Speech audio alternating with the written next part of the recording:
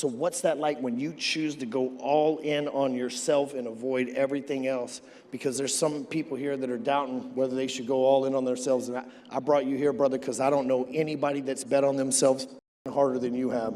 This is my girl up here, so I'm going to say this because she knows very well. Basically, I made a decision about 23 years ago. I was a loser. I call myself a born loser. I don't feel that way now, but that's how I felt a long time ago. And a lot of us have this mindset of balanced. It's important. We all have family. A lot of us have kids. A lot of us have wives, husbands, moms, dads, brothers, sisters, all that. But if you want to be part of that 1%, which I know all of you want to be, I'm sorry to say, you got to throw that balance in the wind. The only way you can do it is if you go all the way in and talk to your family and say, I'll be home, but not today. So the thing about it is the unbalanced mind allows you to do everything at a level that most can't even fathom. They look at you, they see you grinding and grinding and grinding and grinding. And while they are at this mediocre level, you slowly rise and rise and rise. I call it front loading. If a lot of you right now want to be the best, you front load your life. So then that family that you were unbalanced with, you bring them on board when you're 40, 50, and 60 and say, okay, now I'm home forever because I'm making a shit ton of money, or whatever the hell you're trying to do. So it's all about that mindset of how hard you want to go. And a lot of people come up here and talk to you about a lot of bullshit, and they go home and they write shit to motivate you. Right now, I'm a 47-year-old smoke jumper out of British Columbia. I took 5 days off of jumping fires. I'm a retired man, got a shit ton of money, but it ain't fucking enough. I still must grind. You love it! People ask guys like you and I, when is it enough? As of right now, it's never enough. There's zero finish line. Because once again, you all are here for a reason. And the thing about it, a lot of you, trust me, what I say, don't take it personal, because I don't know anybody in here besides this man. So if I say something and it's not who you are, just fucking ignore me. Don't come up to me after it's over and give me your life story about, hey man, you was wrong about me. I don't know the fuck you are.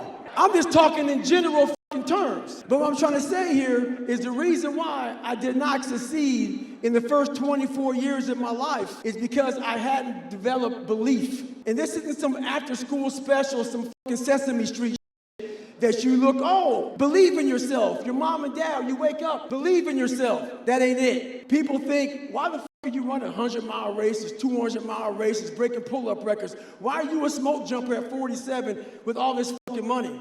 The way I build belief, I have to do it at that level because of the darkness in which I came from. A lot of you came from a lot of different places and have zero belief. That is something you're not going to get from a book, and you're not going to get from some motivational speaker. I get it from hours and hours and days and decades of being in the grind. So when my time comes, when I fail and I fail and I fail, I go back to that big ass belief that I've built myself, and I know I will fucking make it. So whatever your belief is, however you gain that belief, I gain mine by going into the damn dungeon and staying there. So whenever I need that shit and I'm getting my ass kicked, I go back into the belief jar, pull out that belief. So whatever you guys got to do that, that is a necessary thing to do. When you taught me in 2017 about the cookie jar, I took that piece and turned it into software that's now called the G code, bro. That's why these people are here. Very impressive. Very impressive. You had a big ass cookie in that mother.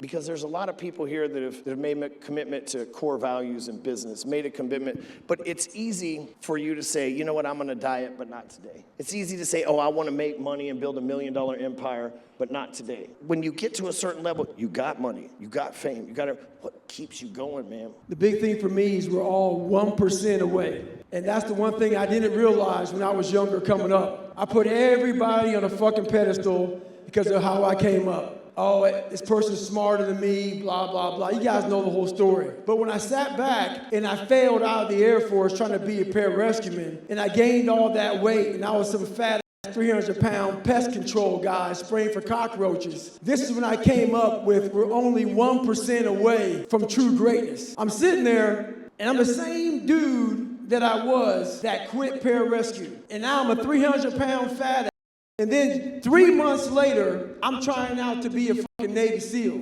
Lost 106 pounds. So what I came up with was there's a big difference between 99% and 100. I always thought that I was giving 100%. I wasn't. But I was only 1% from making that money, from being where I want to be, from having everything in life that I've ever dreamed of. But it's that 1% that we sleep on. It's that 1% that we wake up in that morning and we're like, you know what? Not today. Maybe tomorrow. Well, guess what? That's why it's so easy to be great nowadays, because most motherfuckers are weak. For real.